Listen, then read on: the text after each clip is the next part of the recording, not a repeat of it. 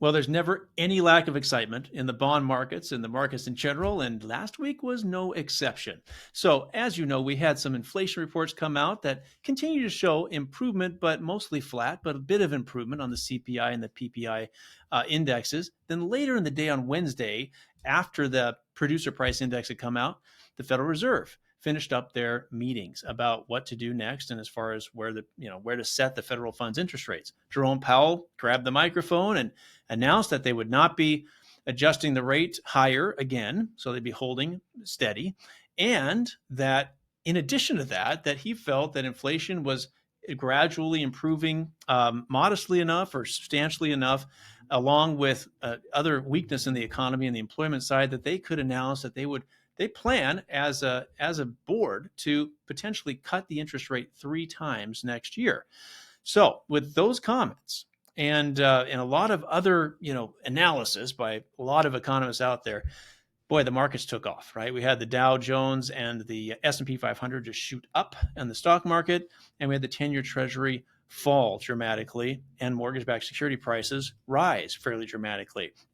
Pretty interesting. Since then, of course, we've had, as to be expected, right? We've had other Federal Reserve members that are voting members on Friday, Williams, and then today and over the weekend, a couple of others try to walk that back, right? Walk back the positive comments from Jerome Powell, try to temper the markets so there isn't quite as much enthusiasm about the direction of rates, and that has tempered the markets. The markets have kind of remained a little flat since Wednesday, with these other Federal Reserve members trying to kind of walk back those positive comments a little bit, saying, hey, we don't know when we're going to cut rates.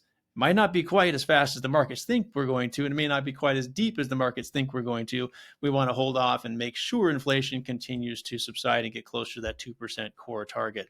So we'll see what happens, right? It's an interesting dance. These Federal Reserve members try to play off of each other and temper each other's comments as needed so that the markets don't get too excited, because we did have a lot of excitement on Wednesday. So I'm going to show you that in the charts. Before I do, this Friday is the PCE report, Personal Consumption Expenditure Report, which is the broadest measure of inflation across the whole economy that we have, and is the Fed's favorite measure of inflation. So I'll get some updates probably through Instagram, because next Monday, as you know, is Christmas Day. We'll not be doing this particular video on Christmas. So I'll do some updates on that on Friday with regards to how the PCE affects the markets and how that is perceived by the markets to be perceived by the Federal Reserve. But until then, let's take a look at the charts and see what happened since Wednesday. A pretty fascinating chain of events. So here's what happened. I'm going to show you right now the 10-year Treasury. Okay, this is the 10-year Treasury yield. As you can see from the peak in mid-October, we have fallen a lot, right?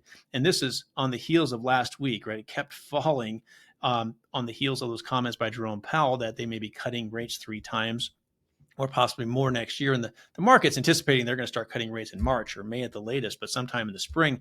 That may or may not be true. We don't know. We don't exactly know when they're going to do that. It's going to be very data dependent.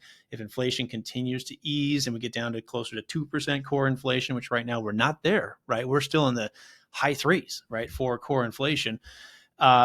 It could be, it'll be interesting. It may not be till second half of the year, but right now the markets are gung-ho and they're happy about this. So the 10-year Treasury yield has fallen dramatically. We're back to levels we saw back in the end of last July, right, is where we're back to, which is helpful for interest rates.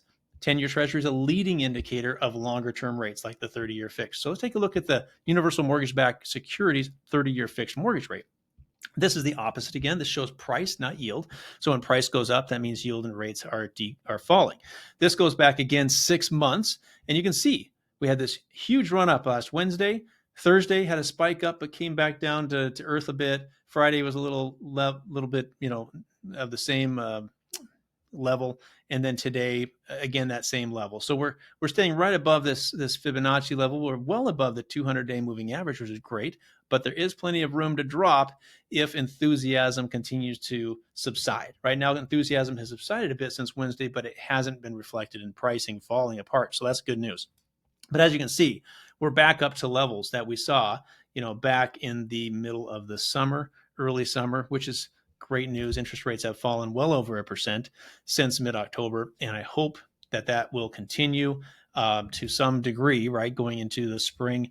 Be nice to see it with a 5 handle. We're not quite there yet, although having said that, we did quote a client a 5 handle rate with some points today. So that's great. Good news. But it just depends on the specific situation, depends on the specific loan program, credit scores, all of that comes into play with a specific mortgage quote. But if you need one, please reach out at any time. We're happy to help you with a pre-approval to either refinance and pay off debt that may need to be paid off, or move and purchase a home. There are many people that have been sitting on the sidelines for quite a while this fall, especially when interest rates were pushing high 7s into 8% range.